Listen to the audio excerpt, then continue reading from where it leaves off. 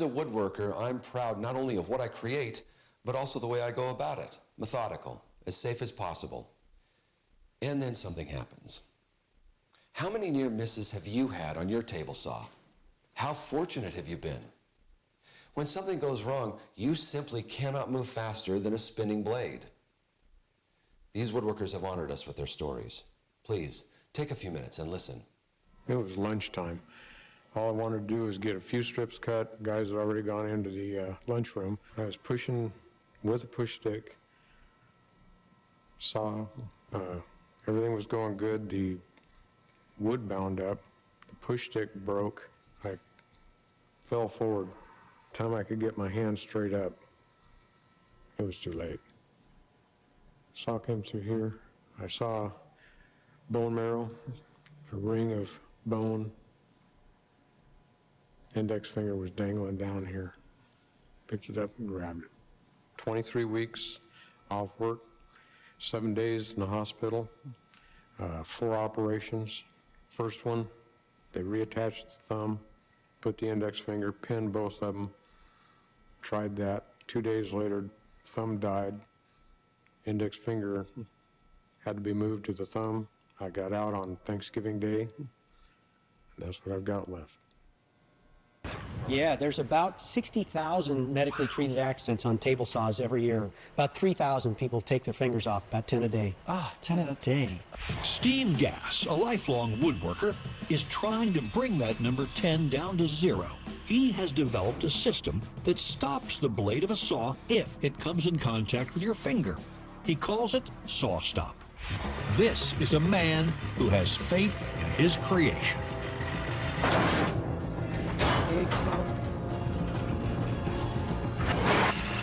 Now we bet you've never seen this before, a finger being shoved into a table saw.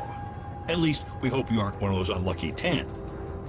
We know the machine stopped, and we know nobody got hurt, but we gotta say it. Ouch! It felt a little like a buzz or a tickle almost. You're talking about your finger in a table saw, and you're talking about a buzz and a tickle. We've done a lot of bizarre things in our lab, but somehow this demonstration of a man's faith in technology is one of the coolest. I love using table saws to quickly dimension a board to size or taper legs on my furniture, cut dados and rabbits, but I always follow safety rules. These saws can be extremely dangerous. Luckily, because the Kansas City Woodworkers Guild has SawStop table saws, I know I'll be out the cost of a new blade and break instead of a finger or a hand, but there's still the risk of kickback that can cause crushed bones, eye loss, lacerations, and of course there's always dust creation that can cause respiratory and eye injury. Hi, I'm Marcel Bredemacher, and welcome to another of the Kansas City Woodworkers Guild's ongoing series on machine safety videos. I'm going to cover your introduction to the safety rules and requirements of the 5 SawStop cabinet saws owned by the Guild, and show you how to safely operate these popular pieces of equipment and avoid injury. This video only covers the safety concerns of our machines, and it is not a complete training program for the use of our SawStop cabinet saws. When in the shop, make sure that if you have questions, you direct them to the on-duty foreman. The foreman is there to help keep you safe and to provide advice. Let's talk about protection. You must always wear OSHA-approved safety glasses with side shields while in the Kansas City Woodworkers Guild's shops. Your regular glasses, no matter how stylish, are not approved for use when participating in shop activities while you're at the Guild. Hearing protection is not required, but if you feel more comfortable wearing earplugs or earbuds, definitely do so. Guild rules just stipulate that any hearing protection must not have the ability to receive any type of broadcast music or podcast. If you don't follow this requirement and you wear headphones that project sound, you may lose your shop privileges. I'm going to give you a general overview of our saw setup and safety protocols for any saw. Our SawStop cabinet saws are set up in 3 configurations: cross-cutting, where your lumber is cut to length. Ripping, where you are cutting your lumber to specific widths. And dado. The blade thickness is set to cut various grooves and dados in your lumber to various widths and depths. Saw blade size is typically 10 inches in diameter for rip or cross-cutting and an 8-inch diameter for cutting grooves and dados. All blades used on our SawStop cabinet saws, regardless of blade diameter, are all mounted on a 5/8-inch arbor and fastened to the saw with a large washer and arbor nut. The hole in the saw blade corresponds to the arbor size, the shaft, on the table saw. Replacing or changing blades on any of our cabinet saws requires the simultaneous use of 2 provided wrenches that you'll find on the side of the saws. When changing crosscut or rip blades from built-in dado stacks, it is required that the saw be turned off during this operation. Any adjustments to the table saw are only to be performed when the table saw is completely off, the blade is completely stopped, and the machine is unplugged. When setting up the table saw to make a cut, the blade should be raised so that it will extend above the top of the surface of your lumber by not more than 1 inch or 1/4 of an inch, which is about the size of a sawtooth. If you set the blade too high, you're presenting an unnecessary safety risk. A riving knife, which we see right here, is your best friend preventing kickback, and it's available at every table saw. It helps to guide your workpiece through the blade and prevent the piece from pinching around the blade as it passes through. Before turning on a table saw to make your cut, here are a few always do's for you. Always make sure that 1, the attached dust collector is on and not in need of emptying first. 2, your riving knife is installed. 3, this throat plate is in place. 4, the blade guards are in place. 5, the hand wheel to raise and lower the blade has been snug tight. 6, the hand wheel that controls the angle of the blade has also been snug tight. 7, if you are making a rip cut, that your fence has been set and locked in place. And 8, that you have accounted for projection of a long or wide board into other objects. And here are a few nevers for you. Never over tighten the knobs. It can and will cause expensive damage to the machine that can make it unusable for several days or weeks until replacement parts can be secured and installed. Leave your Hulk Hogan self at home. 2, never use the rip fence when making a crosscut. 3, never attempt to cut anything on a table saw freehand. 4, don't cut warped or bowed stock at the gilt. Any stock you are cutting should be flattened on the joiner before attempting to put it on the table saw. 5, never touch any part of a moving blade on a SawStop table saw, even if you have turned off the power. The saw's brake is active as long as the blade is coasting. Your hand, a broom for cleaning, a metal tape measure, or a metal ruler will trigger the safety blade feature on the saw to fire. And you'll know if it happens. It's loud. People will notice in the video.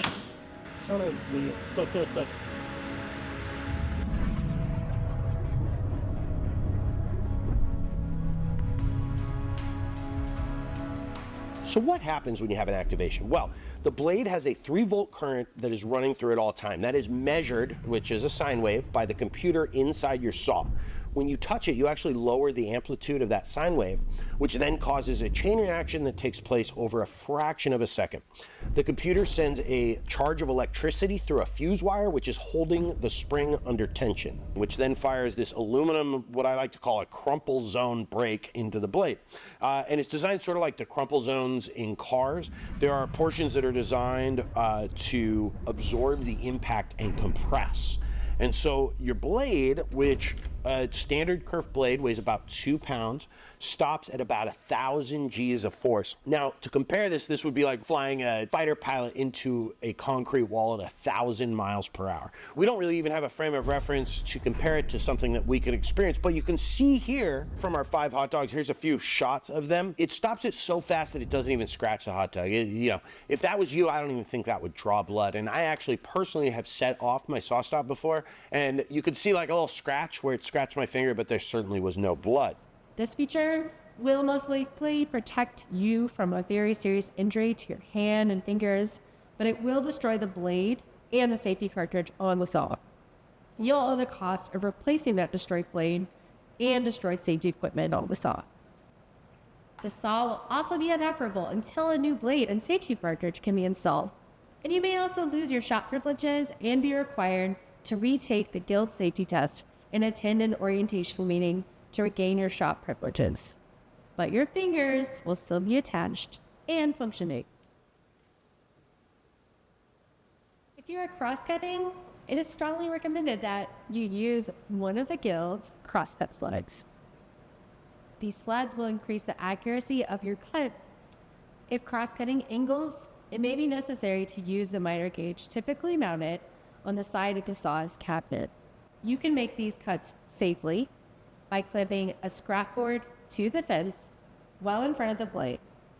Adjust the fence so that the distance between the face of the blade and the scrap piece represents the length of the pieces you are cutting.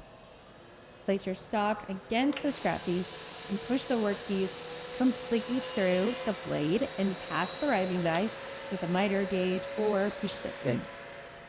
You can also accomplish this task by clamping your scrap piece against the back fence of a cut-off miter sled. If you're setting up to rip a board to a width, you will use the fence mounted on the table saw. Guard should be in place, and you should always stand so that kickback of the board between the blade and the fence will not strike you as it is ejected from the saw. Kickbacks from table saws are extremely violent.